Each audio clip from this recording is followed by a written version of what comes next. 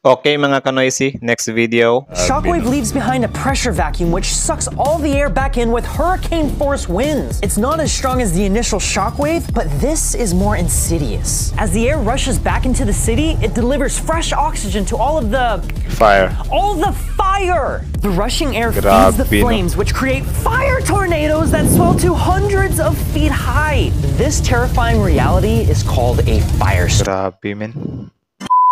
So ayan, kumusta mga kanoisy? Welcome back sa ating YouTube channel, Filipinaisis. So ngayong araw, meron akong nakita ng video dito guys about ito sa pinagkaiba ng WW2 explosion at WW3 explosions. So yan yung panonoodin natin guys kasi curious din ako, though nakakatakot siya pero curious lang din talaga ako. So kung matatakotin ka sa mga ganito, wag mo na lang panoorin kasi baka kikilabutan ka. But if curious ka naman, samahan mo akong panoorin to. Mula ito kay Corridor Crew. Subscribe nyo yan.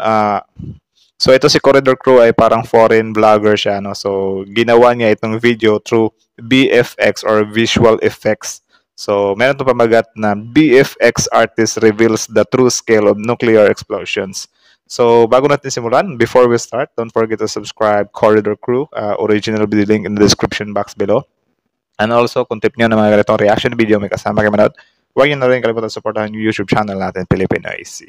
So, di na natin ito patatagalin pa guys. Simulan na natin. Baka gawin pa ng China. Again, ang title ng video ito, VFX artist reveals the true scale of nuclear explosions. Kasi, alam naman natin kung ano nga yung mga hawak-hawak ng ibang bansa. Buti na rin to, makita natin kung ano talaga yung mangyayari through visual effects. Kasi yung visual effects kasi guys, parang considered na rin siya at sometime may pagka-reality or na-pictured out mo na ba na so okay. Kasi gagawin niya sa true city, like Los Angeles talaga yung basis niya, di ba? California. So again, like, comment, share, subscribe, start. It's downtown Los Angeles, and I'm gonna blow it up with a nuclear bomb. Boom. Okay, not actually. That would be too expensive, but I am gonna use visual effects to show you what that would look like. You are very familiar with nuclear weapons. I mean, they're depicted in movies all the time. However, they never do a good job of showing what actually happens during a Grabe na abo. Kita nyo yun guys. nuclear explosion. I mean, this movie would have you believe that you could survive a nuke just by getting in your fridge. That's not how the Force works. Even when we look at real test footage, it's still difficult to truly understand the power that's on display. They're always in these desolate, remote locations with nothing nearby to visually compare their size to. At least Kaya nga paano kaya nila nagagawa yan sa mga practice nila or yung mga test, fire, ano bang tawag dyan? Drill test? No, fire test. This test in the ocean had battleships for scale. On their own, it's just really hard to grasp the true magnitude of these explosions. Take a look at this shot. If you saw the movie Oppenheimer, then you're already familiar with the first test of a nuclear bomb, Trinity. Sure, it seems powerful, but it's not until I put the 900-foot tall Eiffel Tower next to it that you can begin to grasp its true scale. Now, imagine instead of blowing up this bomb in the desert, it actually blew up in downtown Los Angeles. Well, you don't have to imagine this. Okay, so ayun nga kay Corridor Crew, since yung mga test nila ay doon nila ginagawa sa desert, ngayon ipapakita niya kung anong mangyayari kapag sa syudad siya nilapat or binagsak. So, di ba? Parang nakaka-curious din siya, men. Tuloy. 5, 4, 3, 2, Yan na. 1. Oh, trust, we'll come back to this in a moment, so stay tuned. I just wanted to give you some context first, because let's be honest, this is kind of weird. It's hard for me to make a video in my upbeat tone about weapons of mass destruction. Tama. So I'm going to focus on the science behind the explosion itself, because that is truly mind-blowing. Bali, explain niya rin through science. So, nice din yan. Explosions are actually pretty simple. They're just huge releases of energy over a short amount of time. Now, the vast majority of explosions are the result of chemical reactions, such as the gunpowder that fires bullets, or military explosives that use TNT. Cause I'm TNT, I don't mind. Nag-joke pa eh. Okay, quick clarification about TNT and dynamite, because a lot of people seem to think that they're the same thing, but they're not. TNT at dynamite. Though, nga kasi yung forma kasi ng TNT na kapag i-drawing siya, parang dynamite lang din. Or yung TNT, parang nakalagay siya sa barrel, di ba? Yung sa One Piece, parang ganun. Dynamite is solidified nitroglycerin, which is very unstable and dangerous. This is not the way you transport nitro. On the other hand, TNT, or trinitrotoluene, is so safe and shock resistant that it took 30 years for people to even figure out that it could explode. People used to use it to like dye their Yun pala yung meaning ng TNT, trying nitrotoluene. Akala ko to Kentex eh. clothes yellow. I'm not kidding. These days, however, TNT is one of the most commonly used explosive chemicals in the world, used for Tama. everything from geological surveys to hand grenades. Did you know that hand grenades just have TNT inside of them? Because I didn't. I mean, I do now. You do too. Nuclear bombs, however, just hit different. In movies, you can always tell it's a nuke because there's a mushroom cloud. It's a very distinctive shape. However, this shape isn't actually exclusive to nukes. Mushroom clouds occur from any sufficiently large explosion. It's just how thermals work in the air. In fact, the first Oo nga, no? documented... Di daw porket naging mushroom-like siya, ay ano na siya, nuclear agad. So, parang ano lang talaga siya kung siguro, yung impact sa baba, parang grabe yung pag-angat niya, di ba? Like siguro sa mga nangyayari sa mga bulkan, di ba? Na kapag sumasabog, di ba? Parang nagma-mushroom din yung mga volcanoes. Tama ba? Tre? An example of a mushroom cloud is from the 1700s. So how do nukes hit different? Instead of a chemical reaction, it is a nuclear reaction. And thanks to this dude who had special relatives, we have the equation E equals mc squared, which basically just means that energy is the same thing as mass. Stuff can be converted into pure energy, and pure energy can be converted back into stuff. So in a nuclear explosion, stuff like uranium ascends beyond its three-dimensional form to become pure energy. And it is a lot of energy. Yeah, so notice that little c squared from the equation, that stands for the speed of light times the speed of light. So energy is actually equal to the mass of something times 90 quadrillion. You don't need a lot of math. Maggaganon sana ako. Kaso di ko naintindihan, men. Yung 90 billion niya. Hindi ko naintindihan kasi may mga formula. Ob din talaga ako sa mga P6 eh. P6 ba yan, guys? Pasok ba yan sa P6? Maybe. Formula. Maybe. Try. To equal a lot of For example, a single drop of water has a mass of 0.05 grams. It's a tiny, minuscule amount of water. But even converting just this much mass into energy would yield an explosion as large as the one we saw in Beirut in 2020. Grabe, ano? Pinakita niya dun, men, na yung isang patak nga lang ng tubig, parang meron ng ganun. Kasi minsan din natin siya nakikita, no? Nakikita lang siya kapag dinaan talaga sa napaka-slow-mo version. Okay. So, may explanation pala siya kung bakit parang nagiging mushroom siya. Para siyang nagiging ulo ni Junjun eh. Tuloy.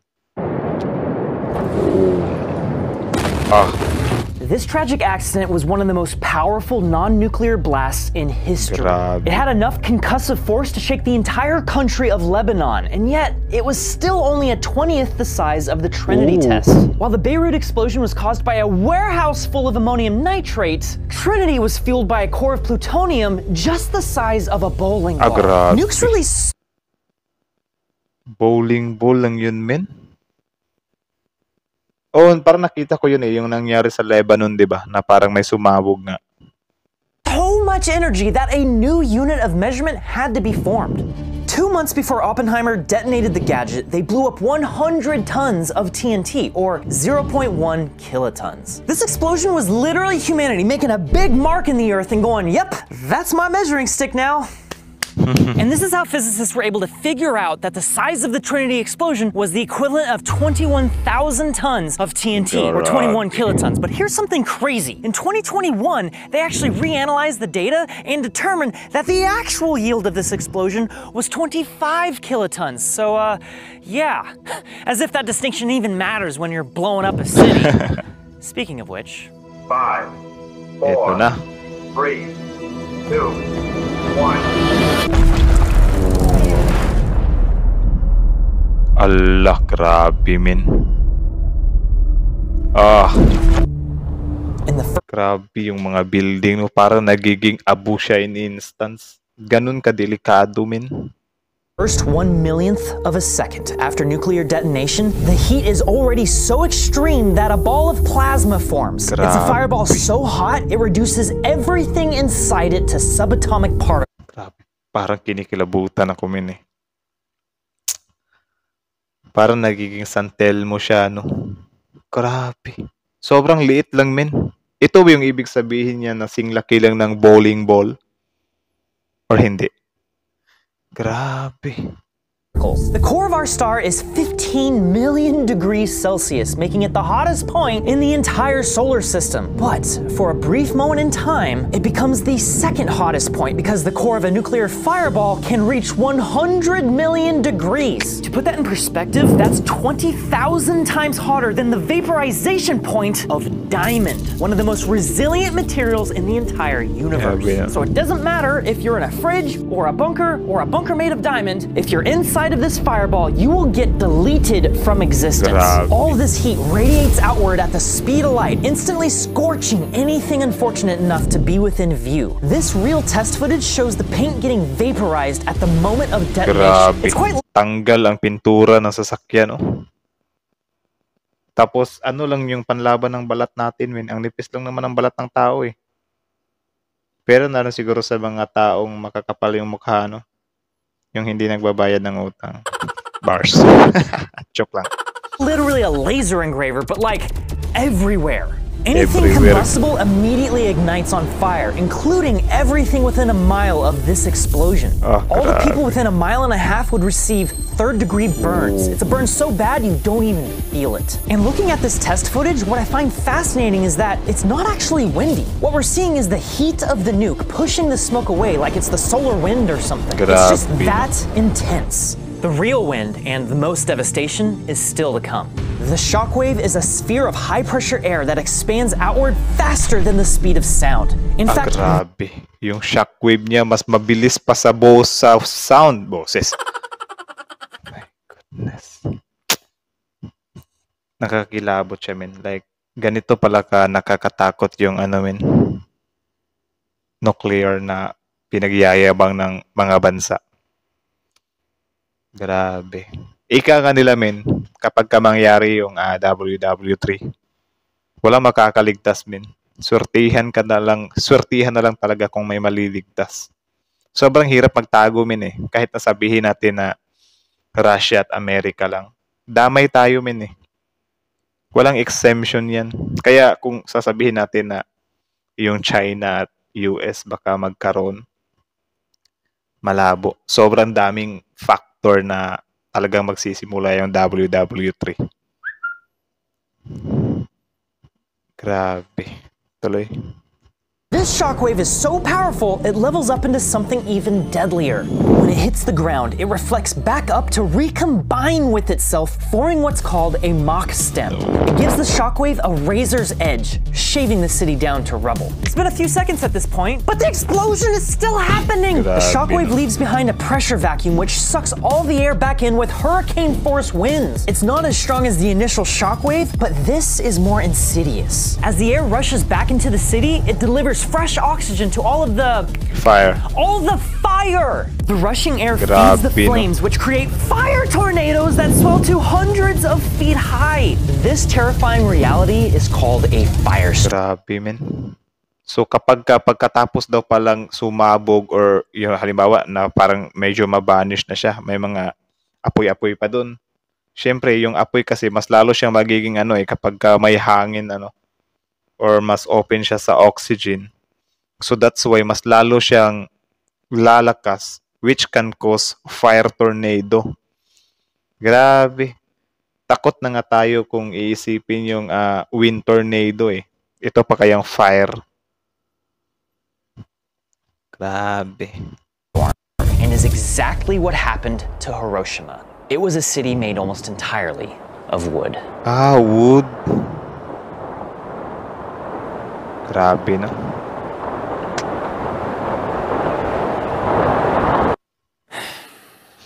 Yeah, that got kind of real. I wanted to show you a hypothetical explosion so that we could separate the physics of nukes from the lives they've taken. But I don't think I can do that. Separating the science from the deaths, It's impossible. Nukes are not fun. Tama. They're weapons of war, and the devastation they've caused isn't something we should ever ignore or ever forget. Ang kaso lang, abusado yung mga may hawak ng nukes, men. Paano natin, what if kaya, no? Grabe yung suggestion eh. Tumba lahat ng mga may hawak ng nukes ba? Pero hindi, bansa kasi yung may hawak ng nukes eh. I don't think hindi tao eh. Kasi parang, ano yan eh, for security din nila, no? Pero yun nga, kung sino pa yung may mga nukes na kesyo pang depensa nila, sila din yung mga aggressive din. Sila din yung mga kolokoy din. Halimbawa, yung North Korea, yung China, yung Russia. Di ba? Parang ano din sila, min? Aggressive din sila. Or matapang din sila. Like, kung makikita nyo yung mga asta nila, sige, kantahin nyo kami, kaganti talaga kami. Hindi kami magpapaano sa inyo. Something like that. Mga matatapang. Tuloy. Especially because this one was a small nuke. World War II may have ended, but the Cold War had just begun. It was an arms race between America and Russia to build bigger and bigger bombs, such as the B-83. It's the most powerful nuke in America's arsenal right now, and yet physically, it's not that big. It's 12 feet long. In fact, the warhead itself is just right up here at the front. For something so small, how powerful could it be? 1,200 kilotons. Yeah. This is a megaton bomb. Grabe I'm no? using it So yun yung pinakita niya min na 12 feet lang yung laki. Pero 1,200 kilotons yung lakas niya. 12 feet. So parang sing ano siya ng basketball ring, di ba? Sing tangkad. Called nuke maps. If you just Google search nuke maps, you'll find this. Just plug in the warhead yield of your choice, whether or not it's detonating on the surface or if it's an airburst, and then you just hit detonate. Ooh. This is the fireball, this is the strongest part of the shockwave, and this signifies where everyone gets third-degree burns. Grabe ano. Tatlong ano siya min. So yung fireball niya, bali yan lang yung sakop niya sa pagsabog niya. Yung nasa gitna, yung nakatatak na fireball. Samantalang yung shockwave naman, isa din yan sa parang ano talaga min, like yung mga sasakyan siguro niyan, yung mga salamin na babasag, yung mga nakikita nyo ba na mga shockwaves pa na parang hangin lang pero malakas yung puwersa niya. Tapos itong pangatlo naman, yung heat blast niya, yung init niya, like malalapnos ka talaga. Grabe. Parang nag-times 3 siya, no? Kahit nasabihin natin na malayo ka sa gitna mismo or yung pagsabog mismo. Kasi yung fireball sa gitna parang ano na eh. Yung sabi ni ano kanina na di-delete na yung existence mo. Like mawawala ka na talaga sa mundo. Like siguro kahit abo or kahit buto mo wala na. Yan yung nasa gitna. Samantalang yung shockwave siguro matitirhan ka pa ng or yung shockwave siguro ano ba? Tapos itong heat blast, lapnos ka talaga. Grabe, ang hirap tumakas nito, men. Tuloy.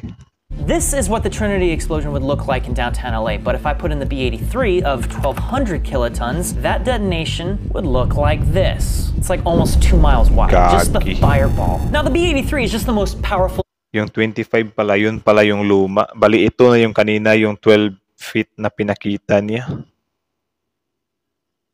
Hype na yan. So, kita nyo yun, men.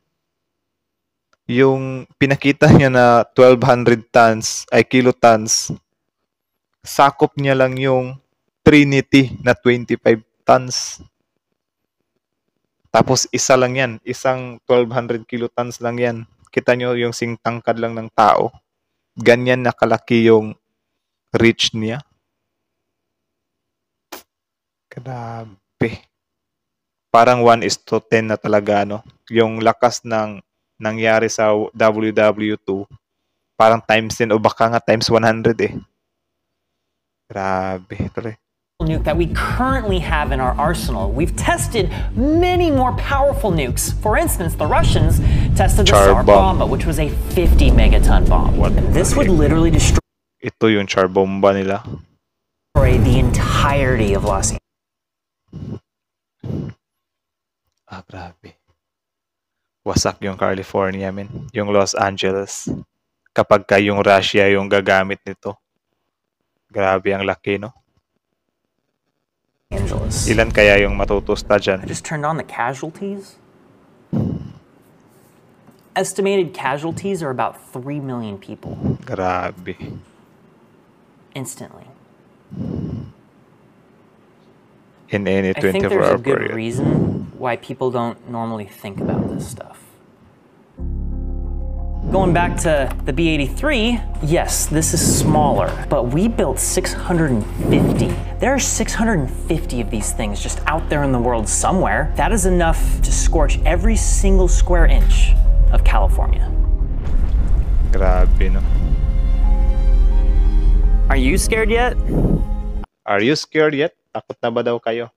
Well, nakakatakot naman talaga siya, men. Yan nga yung parang sabi-sabi, di ba, na parang judgment day na rin.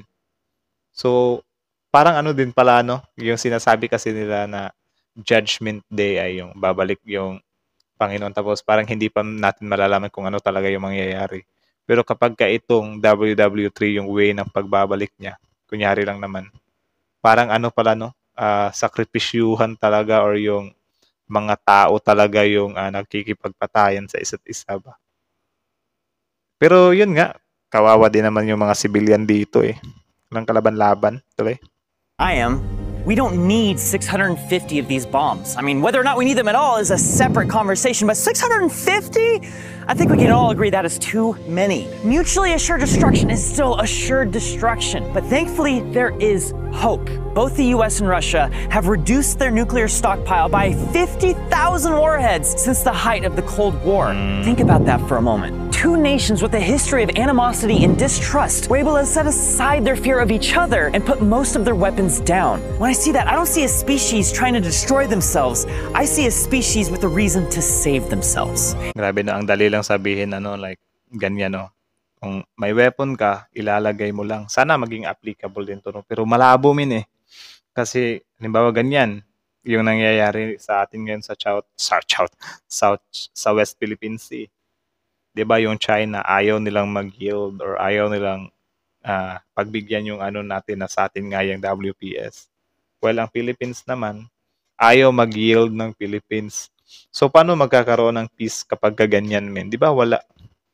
Parang dinidikdik talaga tayo dun sa potential ng war. My goodness. And that gives me hope. We need more of that for the safety of us all. But thanks for watching.